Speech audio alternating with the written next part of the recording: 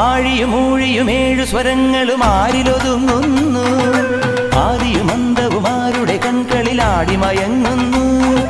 ഭൂതഗണം തൊഴുതാരുടെ ചൊല്ലിനു കാതുമടക്കുന്നു.